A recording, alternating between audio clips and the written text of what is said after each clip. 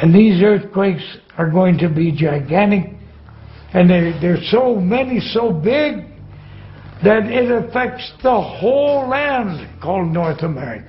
I see great, at this time in the vision, great snowstorms, great ice, great cold at certain times, or certain places of America. Just has never happened like that in these places. Down in the southern states up along our eastern seaboard, spreading inland towards Washington, towards mid-America.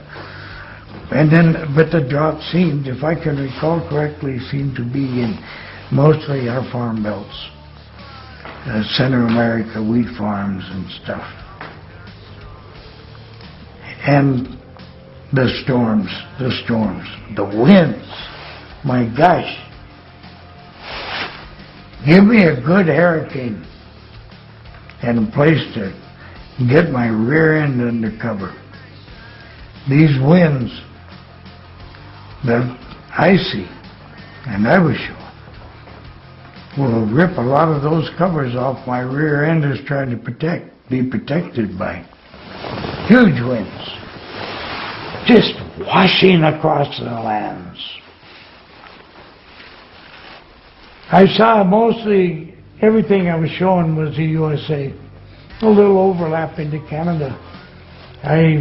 And some of the vision, not necessarily the weather part, but involved a little bit of South America and Mexico.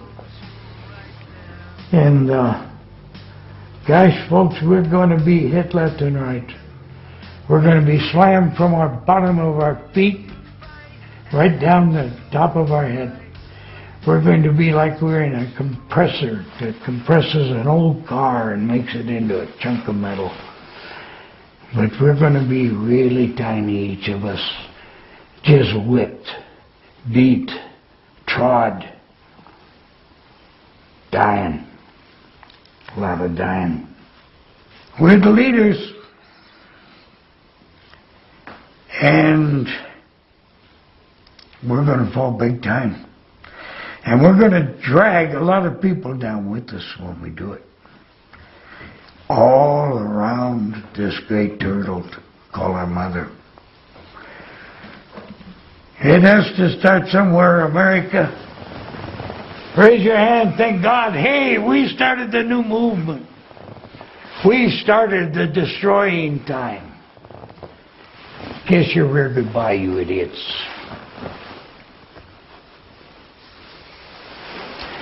It's worse than this world has ever known, even during the 4 previous flips. Far worse. Madness here in America. People going bug nuts. Not for bugs, although people will be eating those too. Anything to survive. Anything. Even your little kid. A long pig. A hank of bone and a piece of hair. A little 3-year-old baby killed so that you could live just a few more weeks. You're going to face one very, very disgusted creator. Long pigs. Eat your own kind. Murdering. Murdering just because you can. Murdering for food. Wouldn't it be a fair assessment to say that the webbot would capture, because obviously a lot of people are speculating about the FEMA camps and all that kind of stuff. Right. Now, camps exist. Let's be quite clear. You can go out and check things in the United States national registers on laws, etc., administrative policies, and there are indeed laws, and they don't make laws unless they intend to use them, that allow them to turn military bases into basically internment camps and so on. The British found with India, once the mindset of the Hindu populace was changed, the people of the Hind, India, Kashmir, etc., and Pakistan simply stopped cooperating, and the British were forced to leave. And that's what's going on. It's a mental game, not a physical one. As long as they keep you believing in FEMA camps, they never need to activate one.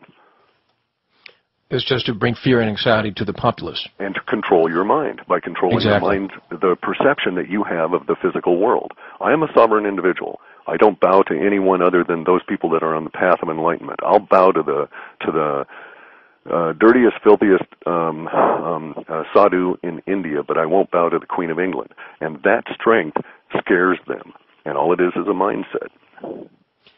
Cliff, let's talk for a moment about the south of the equator. Did you ever hear in 2006 how Bush Sure. Bush The Jr. underground site in the Altiplano, Paraguay. I followed a lot of the past purchases by the powers of that be in Costa Rica, Paraguay, Uruguay, Bolivia. A number of areas have been invaded, if you will. Well, I didn't know about the underground part, but I know it's Paraguay where he bought the 100,000 acres through his daughter Jenna. It's 100,000 acres that are located in one of the largest aquifers in the world. Correct. And at a specific height. Exactly. Correlation between what people are saying. A lot of people are moving down to the south of the equator. Yes. What's coming? There's very good reason for that. The powers that be are afraid of something. That fear has been manifest since the late 90s for sure, maybe even earlier. What they fear includes a potential solar scrubbing of the northern hemisphere. And right. It also includes the potential for a crustal shift independent of the magnetic shift, which would be bad enough. They expect that some of these things will manifest before 2012, and they think that these places might be safe. 2012.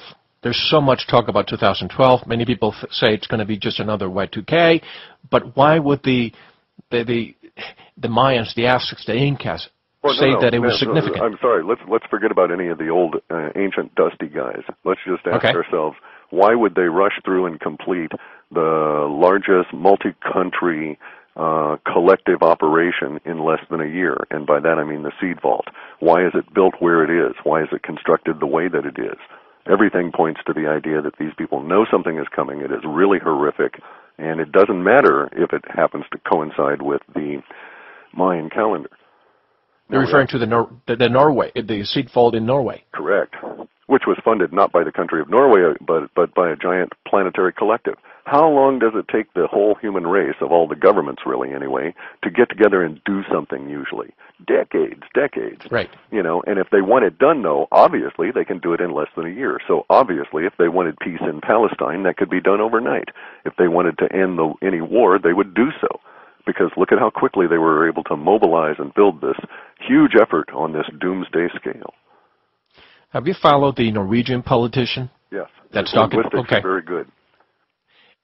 Somebody forwarded his name to me so I could get in touch with him. So you believe that what he's saying is accurate? He believes it. There's no question. He believes it. And he's using linguistics that tend to make me think that there is certainly some level of credence to be given to him. Someone also told me during the last one of the last closed-door congressional meetings that after that meeting, a lot of the congresswomen, congressmen were coming out, looking down, depressed, and apparently what was told to them was not to repeat, because if they were told, they would not be taken care of, meaning they would not be taken care of to underground facilities when, hits the fan. Sure, I understand. That makes a lot of sense, especially given the huge amount of underground investment in Australia, which they believe to be a survival island. So what was told to our government representatives? Basically, I believe that it's my understanding, I don't believe, but I think that the evidence supports the idea that they were told about the economic collapse, the impact on the global food supplies that will force massive revolution on a planetary scale, and then all of that will be followed by a series of events that will include release of contact information, the undeniability relative to space aliens, etc., and then we'll be hit by the issues of release of what is causing us the problem right now relative to our climate, and that the release issues will start occurring in early 2012 and will continue through to about 2017, and may indeed include a crustal shift. and the crustal shifts usually in the past have not exceeded 30 degrees in shifting of the continents, etc. But there's vast evidence of some continents just deciding to go whoomp and sink to the bottom of the ocean that quick, while others decide to rise up, and that we don't know what's going where, and it's all a giant crapshoot. Isn't this the culmination of what they really want? To unite the world into one world government, Cliff? Sure, that's what they want, but basically they have it now. And in fact, I dispute that. I dispute the idea that anybody ever wanted to have a president of the planet and a global planetary parliament that they controlled. Because in fact, you don't control that way. All you do is set yourself up for the ultimate failure. Note that everything goes in cycles. So a lucky man becomes unlucky if he continues doing the gambling activity long enough. Good things always go bad, etc.